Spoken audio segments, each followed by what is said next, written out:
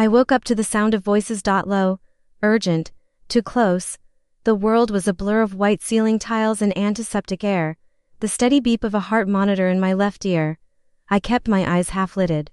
My breathing slow, she can't know. One voice whispered, male, familiar. My husband, Daniel. The other voice was a woman's, sharper, like she was used to giving orders. Then you'd better make sure she doesn't remember.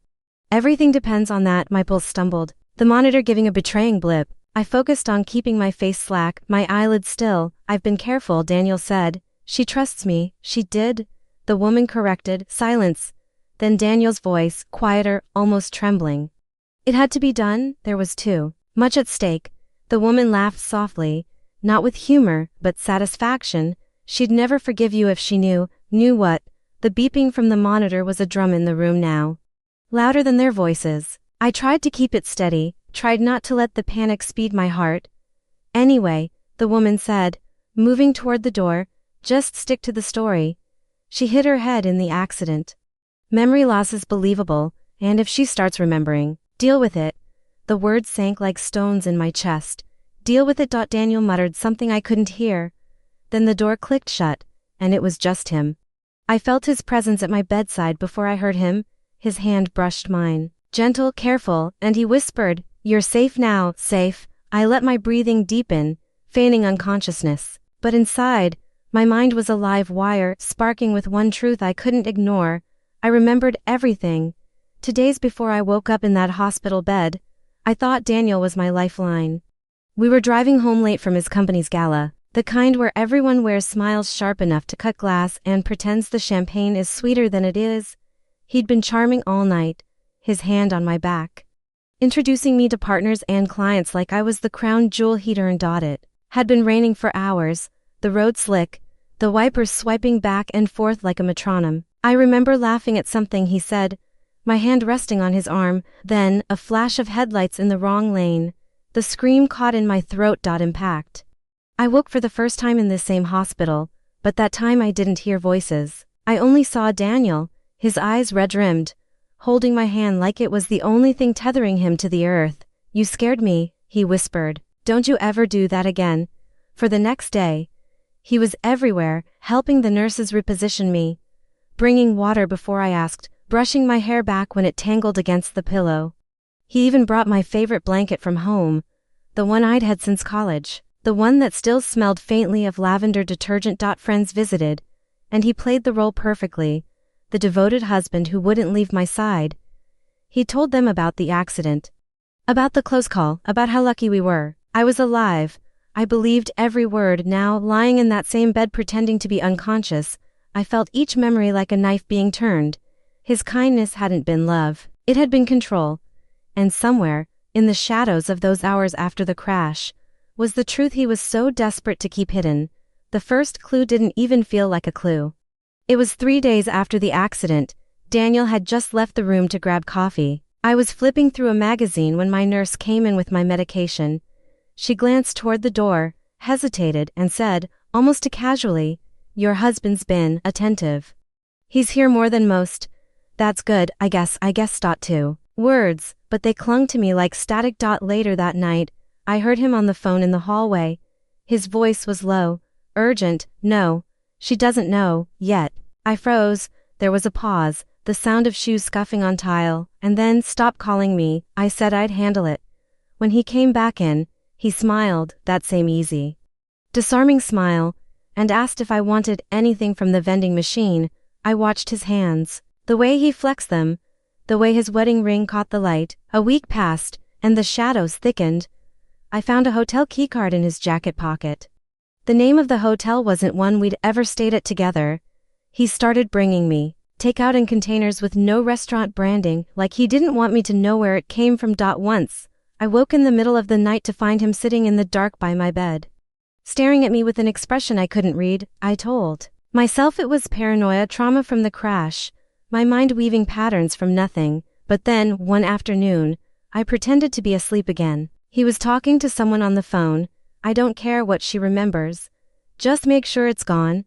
The words hit me like the second impact of a crash. Gone. What was gone supposed to be? A memory. Evidence. Me. I didn't move. I didn't breathe. That was the moment I knew. The accident wasn't the only danger I'd survived. I met Daniel in the rain. It sounds romantic, but it wasn't. I was 22, running late for an interview. My umbrella had flipped inside out and I was trying to keep my heels from sinking into the mud. He pulled up beside me in a silver car I couldn't name then, some sleek, expensive thing, and rolled down the window. Need a ride? He smiled like it was the most natural question in the world. I hesitated, but I was cold, drenched, and desperate. That ride turned into coffee, coffee turned into dinners, dinners turned into staying the night. In the beginning, he was magnetic, all confidence and charm. He'd make big gestures, surprise trips, expensive gifts, flowers that filled the apartment with perfume. But he also had rules, small ones at first. Don't go through my desk. I have important papers there. Text me before you go out with friends so I know where you are. You don't need to work late. I can take care of us. They sounded caring, protective, until they didn't. The first real fight was about money. I'd found a receipt for a hotel stay while cleaning. He laughed when I confronted him. Babe, that's just business. You think I have time to mess around? I wanted to believe him, so I did. But the cracks widened. Sometimes he'd disappear for hours, saying his phone had died. Sometimes I'd find faint traces of perfume on his shirts that weren't mine. Once, at a party, I caught him watching me from across the room, not lovingly. Not with pride, but like a person keeping track of their property. My friends noticed. You sure about him? They'd ask. I'd laugh it off, because when Daniel wanted to be good, he was so good, he could disarm me with a joke, make me forget the bad with a single touch. Then came the night 3 months before the accident. We'd been arguing about me going on a work trip. He didn't want me to go. Said the timing was bad, that I wasn't thinking about us. The argument turned sharp, his voice cold. I'm just saying, if you're not careful, you're going to regret it. I'd thought it was just a threat about the relationship. Now in this hospital bed, I wasn't so sure. The nurse had just left. The hallway outside my hospital room was quiet, except for the faint beeping of machines and the distant rumble of a cleaning cart. I closed my eyes, feigning sleep. My breathing slow and steady. The door creaked open. 2 sets of footsteps. Daniel's voice, low, controlled. She doesn't remember anything. Another voice, male, unfamiliar. You're sure? No fragments, no questions. She's playing the grateful patient, Daniel said, with a short laugh. She thinks I'm some kind of hero for saving her. Perfect. My stomach tightened. Perfect for what? The stranger chuckled. You've got maybe a week before the lawyers push the settlement papers. If she signs, you're set. Half her father's estate, tax-free. The words landed like a physical blow. Father's estate, settlement papers. I felt my pulse in my ears. Daniel spoke again, softer now, like he was savoring it. She's always trusted me too much, even before the accident. She never saw it coming. The other man asked, and if she remembers. A pause. Then Daniel's voice dropped into something colder than I'd ever heard. Then I'll make sure she never talks. A sudden clang of metal from the hallway made them both freeze. Daniel muttered something about checking on the noise. The door shut. I stayed still, my hands gripping the blanket so tightly my nails dug into my palms. They thought I didn't know. But now, I knew everything, and I wasn't going to let them win. When the door clicked shut behind Daniel, the room felt smaller, airless. Like the walls themselves had heard every word and were now pressing closer, sealing me in with the truth. My heart was a drum in my chest, not from fear, not anymore, but from clarity. He was never my savior. He was my executioner in disguise. The fluorescent light above buzzed faintly, flickering just enough to make the shadows on the ceiling twitch. My mind replayed the conversation, each word sharper than the last. Half her father's estate, never talks. I swallowed hard, my throat burned. My father's face flashed in my memory, his laugh, the way he'd always said, "Trust your instincts, they'll keep you alive." He'd been right, but I hadn't listened soon enough. Daniel's kindness after the accident, the flowers, the late-night visits, the way he brushed my hair out of my eyes, it had all been theater. A rehearsed performance for an audience of one, and I had clapped for him. The pain was there, yes, but underneath it, something colder began to take shape, a steel thread of resolve. I turned my head slightly, catching my reflection in the darkened window, pale, tired, but my eyes were awake now. He thought my memory was gone. He thought I was weak. He thought I was still his. Good. Because the moment he believed that, he had already lost. The hallway echoed with distant footsteps. I closed my eyes again, my breathing steady, my face soft and trusting. The role I had to play until the curtain dropped inside, though, I was counting the days, not until my discharge, until my revenge, and when it came, I wouldn't miss. The nurses called me a miracle case, Daniel called me sunshine when he thought anyone was listening. And I called him my angel with a smile so sweet, it made my teeth ache. Every word I spoke to him now was sugar-coated poison, every glance, a performance, because I had learned something important in the last few days, to trap a predator. You have to make him feel safe. I started with little things, questions that seemed innocent. Daniel, do you think we could look at Dad's old letters? I feel like it might help my memory. He hesitated for half a breath, not long enough for anyone else to notice, then nodded, smiling, of course, love, anything for you. He never brought them, strike one. Then I asked for my father's watch, the one he'd worn every day until the moment they pulled him from that car. Daniel claimed it was being repaired, strike two, and I didn't push, not yet, because the most dangerous thing you can do to a liar is let them believe they're winning. The hospital food was bland, so I started asking for takeout, little cafes, diners, places I knew had cameras. Daniel was the one who had to pick it up. 2 weeks later, I had hours of footage showing his car pulling into strange parking lots before he came to see me. Why? I already knew the answer, but the evidence wasn't for me. It was for later. One rainy Thursday, while Daniel was in the bathroom, I asked Nurse Lillian about my discharge date. She glanced around, leaned close, and whispered, soon, maybe 2 weeks, but be careful, he's very insistent about being the one to take you home. I thanked her softly, even though my skin crawled. Daniel didn't want me home, he wanted me isolated. That night, as I lay in the dark, the rain pattering against the glass, I finally saw the path, not a straight one, no, that would be too easy for him to see coming. It would be winding, careful, slow. I would be the shadow in the corner of his perfect little stage. I would be the hesitation in his confident step. And when the final curtain fell, he wouldn't even have time to clap. It started with his eyes. Daniel always held your gaze too long, like he was scanning your soul for hidden pages, but lately, I noticed something else. He'd look at me, then quickly glance away, like he was afraid I might be the one reading him. The first real crack appeared on a Sunday morning. He'd brought me coffee, my favorite, or so he thought, to sugars, no milk. I took one sip and frowned. It's strange, I said softly. This tastes different. Almost burnt, a harmless comment, right? But Daniel's jaw tightened. Maybe you're just not used to it after the hospital food. I smiled, but didn't drink another drop. I didn't have to. The point wasn't the coffee. It was watching him watch me. Over the next week, I planted more seeds, tiny, forgettable things, asking him to repeat a story he'd told me 2 days before, watching the details change. Leaving a folded note under my pillow, then pretending to find it the next day, forgotten. Every time, he laughed it off. But the laughter got shorter. The night before my final hospital checkup, I made my boldest move yet. I asked him about the accident, the real accident. Not the polished version he'd been spoon-feeding me. Do you ever think about it? I asked, staring at the ceiling. That night, when Dad died, the silence was thick enough to chew. Then Daniel's voice, careful, measured, of course, every day. I wish I could have done something. But you weren't even in the car, I said, and I watched his eyes freeze. He recovered fast, chuckling low. We've been over this. I was following in my car. I let my lips curve in that same trusting smile. I must have forgotten.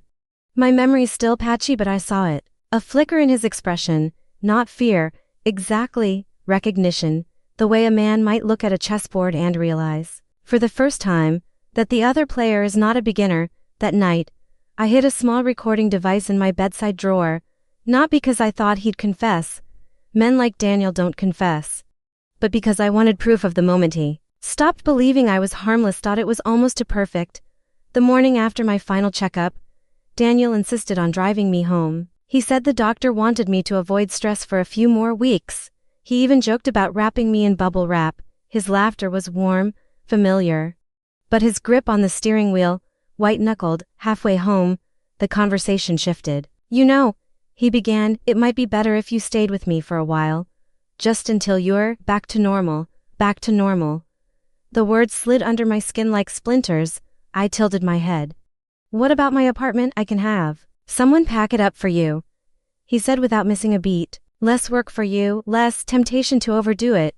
That's when I knew, this wasn't concern, this was containment. I smiled like it was the sweetest idea I'd ever heard. That's so thoughtful, Daniel. He relaxed instantly. People like Daniel thrive on compliance. They mistake politeness for surrender.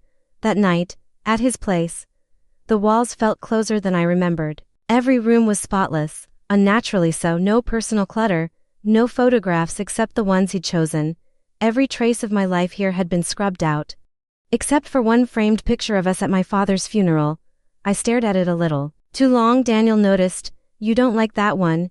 He asked casually. I shook my head, forcing a soft laugh, just remembering the day. You were such a rock for me.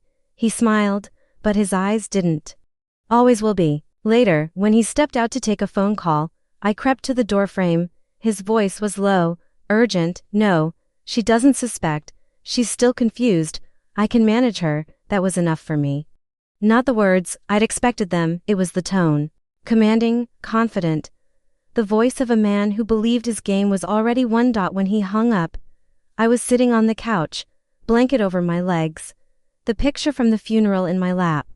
I was thinking, I said softly, maybe you're right, I'll stay here. Let you take care of me. His smile was slow, victorious. The trap had closed. Or so he thought, because while he was on the phone, I'd taken the liberty of slipping his spare house key into my pocket. And tomorrow, while he was at work, I planned to open every locked drawer, every hidden cabinet. I was done waiting for the truth to come to me. I was going to drag it into the light. The next morning, Daniel kissed my forehead before leaving for work. You rest, he murmured. I nodded.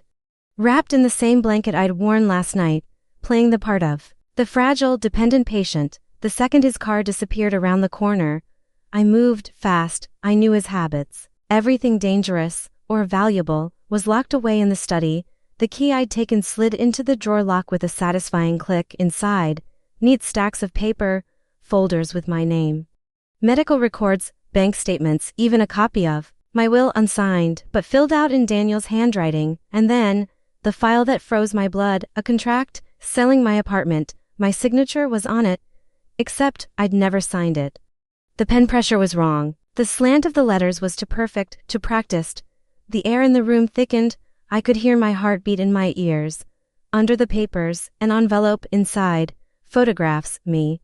In the hospital bed, me unconscious, me with tubes in my arms, and in the corner of one shot, Daniel, leaning over me, smiling. It wasn't the smile of a man relieved I was alive. It was the smile of someone who had just won. A noise at the front door made my stomach drop. He was back, too soon. I shoved the papers back, locked the drawer, and ran to the kitchen. By the time he stepped inside, I was rinsing a glass, humming under my breath. Forgot my phone, he said, heading toward the study. I didn't turn. Everything okay? A pause, then yeah, just making sure you're okay too. I could feel his eyes on me, measuring, weighing, trying to decide if I'd moved an inch out of place. I smiled over my shoulder. Always inside my hands were shaking, but not from fear, from the sheer, electric certainty that I now had everything I needed. The papers, the photos, the forged signature. Daniel's game was almost over. He just didn't know yet that I was going to let him make the final move and then take everything from him in one strike.